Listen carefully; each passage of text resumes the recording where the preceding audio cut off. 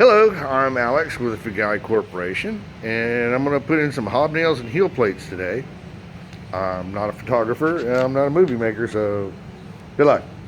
But anyway, we're going to start with a pair of our regular Brogan Civil War smooth out. These happen to be a 13.5. There's all sorts of different ways to put these things in.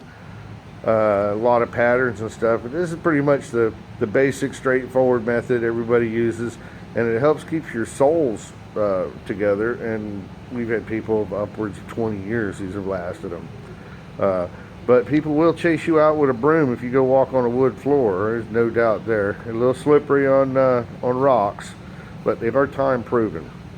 So I'll go ahead and we'll start with how we mark the shoe up.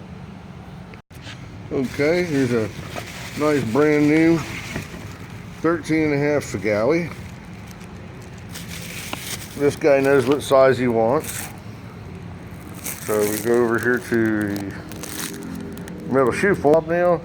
How it's real, almost like a little spike. What that does is hits this steel and it curves around, so they're not sticking up toward the bottom of your foot, like that. Ow, ow, ow, ow, that hurts, it hurts. You don't want that. You want comfortable feet.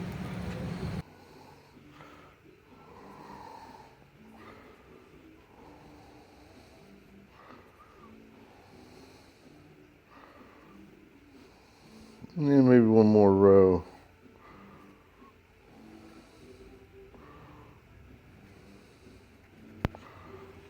Okay, and that's pretty much where you're going to put them. You can lay them out. I've seen them laid out in clover leaves at museums, and the 4-leaf clovers and all sorts of different signs and symbols. But these are just straight rows of hobnails, and now the ground will never really touch the game. Well, we're almost done with the hobnail part, and then next we're going to move on to the heel plates.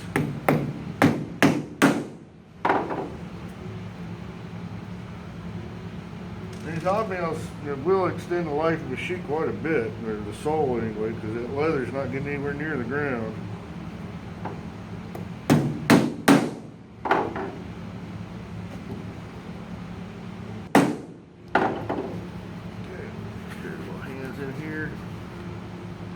Everybody feels good. So now you got the hobnails on. The hobnails can be used on the heel also. A lot of people like heel plates.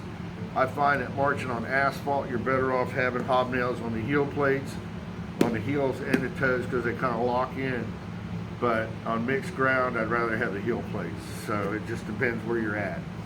And if you do these, it's like PVC cement. Store it upside down, won't go bad so fast. Anyway, as these tack up, here's what's tacking. And it does make a mess, especially with a 3-year-old like me working with it. I'm just going to position this guy where I want him. Make sure I'm not seeing any silver in those holes when I pound them down. And then I'm going to do the same for the other shoe.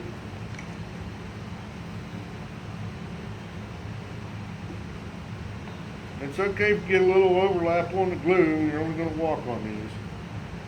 I've never had to walk on my feet inspected before. But anyway, we're going to let these dry up, and I'm going to go find my drift pin. All right, now we're going to start with the center punch. It's not a center punch, it's a drift pin. I don't know if you can see that, but it's got a little square. Let's do it this way. The end's squared, it's not pointed, so it's a drift pin. Okay, the assistant.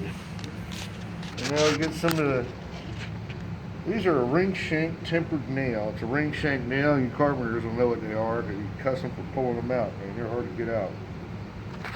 And I usually start with the one in the back. There we go. Okay. There you go. Make sure that thing's sitting over metal.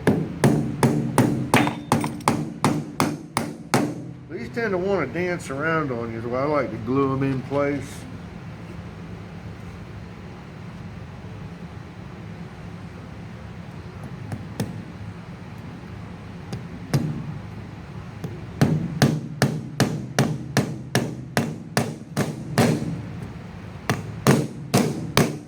This can be accomplished with a 2x4 and a vise too, in case you don't have one of these handy little metal mounts laying around.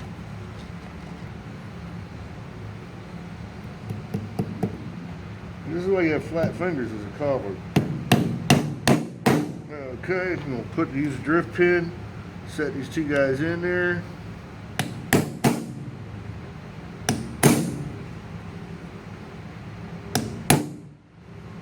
Helps you hold a hammer like a hammer, huh?